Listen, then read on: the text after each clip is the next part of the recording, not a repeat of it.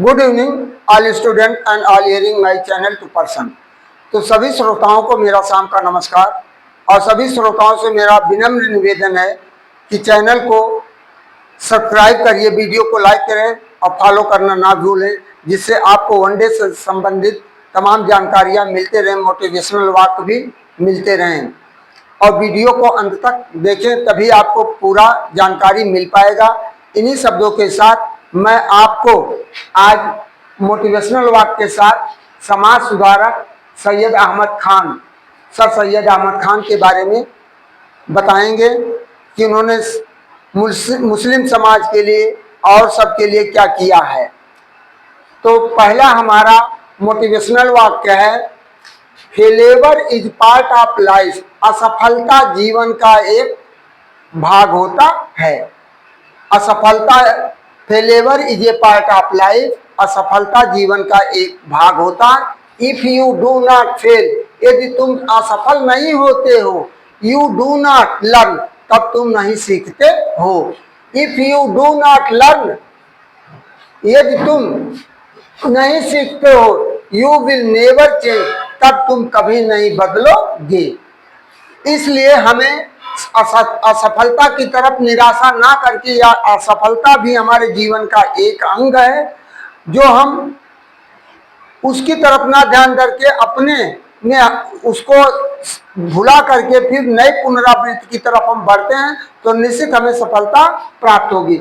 उसी तरह है, दूसरा है, if you are born poor, ये तुम गरीब पैदा हुए हो, it is not your mistake, यह आपकी गलती नहीं है। गरीब में परिवार में माता पिता के पास जन्म लेना आपका, इसमें कोई दोष नहीं है। But if you die poor, लेकिन ये तुम गरीब होकर मरते हो, इट इज योर मिस्टेक, यह आपका गलती है, क्योंकि आप उसके अनुकूल कार्य नहीं किए हैं, तो इसलिए गरीब के गरीब रह जाते हैं। इसलिए मेरा आप लोगों से विनम्र निवेदन है कि गरीब माता पिता के पास जन्म लेने के बाद उनके अनुसार आप अपने स्ट्रगल को यदि आप जारी रखेंगे, तो आप निश्चित है धनवान होकर ही मरेंगे। और चाहे टाटा, बिरला, डालमिया, किसी का भी नाम ले लीजिए, किसी भी आज जो उद्योगपति हुए हैं, छोटे से ही बड़े हुए हैं। तो लेकिन कर्म प्रधान है, कर्म हमें करना चाहिए, भाग्य के सहारे नहीं बैठना चाहिए। इस तरह हिंदी में, मेरी सफलताओं से मेरा मूल्यांकन मत करो, मेरी सफलताओं से मेरा मूल्यांकन मत करो, बल्कि इस बात से मेरा मूल्यांकन करो कि मैं कितनी बार गिरा और फिर से उठ खड़ा हुआ, कितनी बार गिरा और फिर उठकर खड़ा हो गया। चौथा है, भरोसा उसी पर करना जो निभाने लायक हो।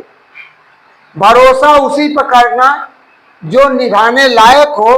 कुछ पल का साथ तो जनाजा उठाने वाले भी देते हैं। जब आदमी मृतक हो जाता है, तो उस जनाजे को कुछ क्षण के लिए लोग साथ ले जाते हैं, जो फिर दाह संस्कार करने के बाद या उस जनाजे को खाके सुपुर्द करने के बाद फिर अपने अपने वतन को वापस आ जाते हैं। तो इस तरह है। पांचवा, मंजिल करीब हो तो मेहनत जबरदस्त करना, जीत निश्चित है। मंजिल करीब हो तो मेहनत जबरदस्त करना, जीत निश्चित है।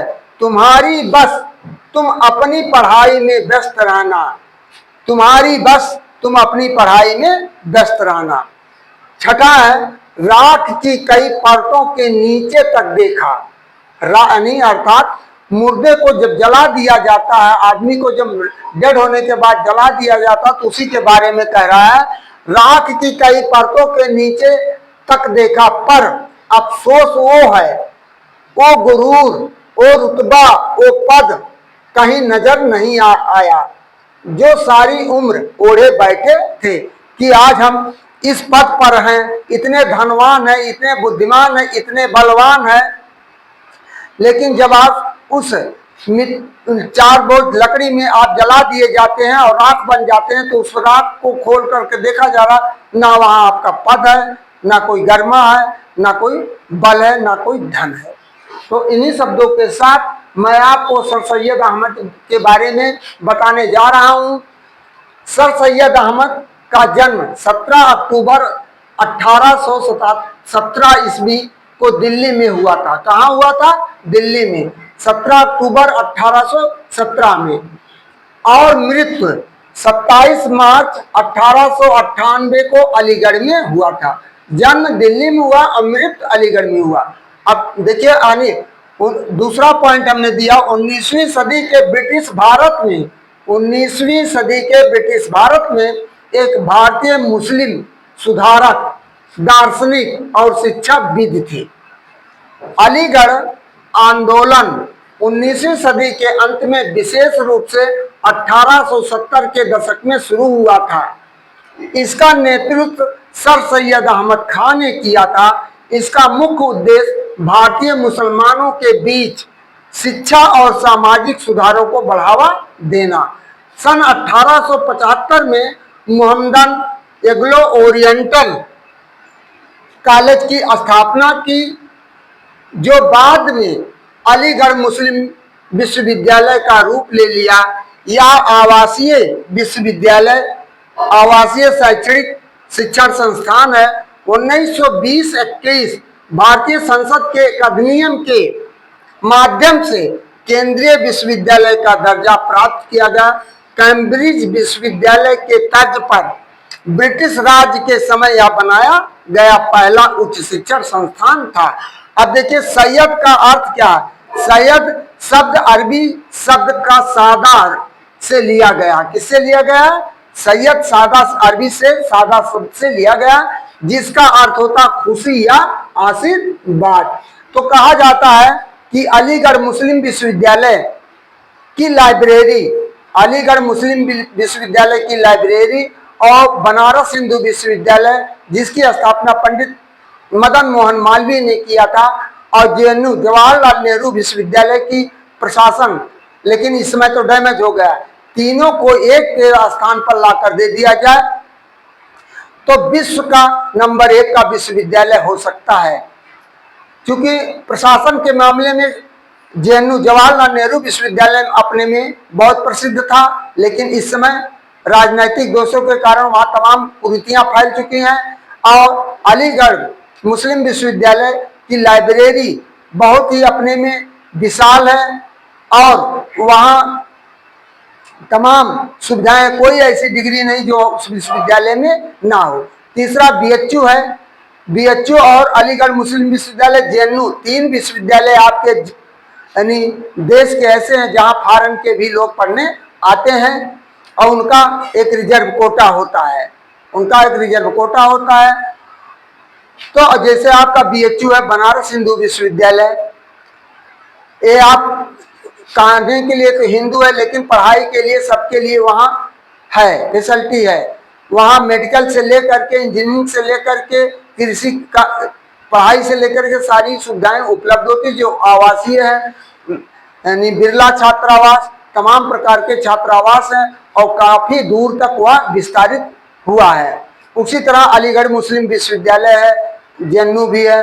तो हमारे यहाँ जितनी भी शैक्षणिक संस्थाएं हैं सब में यह अद्वितीय है और एक अनोखापन है और वहाँ उच्च कोटि की शिक्षाएं दी जाती है। ऐसा माना जाता कि वहाँ का पढ़ा हुआ लड़का अपने जीवन में असफल नहीं होता है। तो मेरा आप सभी विद्यार्थियों से निवेदन, अध्यापकों से निवेदन है कि अपने बच्चों को उच्च शिक्षा देने का प्रयास करें और तमाम जानकारियां, जिससे उसको उच्च जानकारियां होती रहे। और यदि बच्चा लगनशील है तो आपको ऐसी करने की कोई जरूरत नहीं है, बच्चा आज भी तत्पर होकर उसको कर सकता है। तो इन्हीं शब्दों के साथ मैं अगली टॉपिक आपको एनिवेशन के बारे में देना चाहूँगा या राजा राम मोहन के बारे में, किसी के बारे में देना चाहूँगा, लेकिन तब दे पाएंगे जब हमारा हमको सपोर्ट आप करेंगे, सहयोग करेंगे, तब हमें आपको अच्छी से अच्छी जानकारियां दे सकते हैं। इन्हीं शब्दों के साथ मैं आप अपने बारी को विराम देते हुए आपसे पुनः निवेदन करता हूं कि चैनल को ज़्यादा से ज़्यादा सब्सक्राइब करिए, वीडियो को लाइक करिए, फॉलो करना ना भूलें। थैंक यू, गुड इवनिंग, धन्यवाद।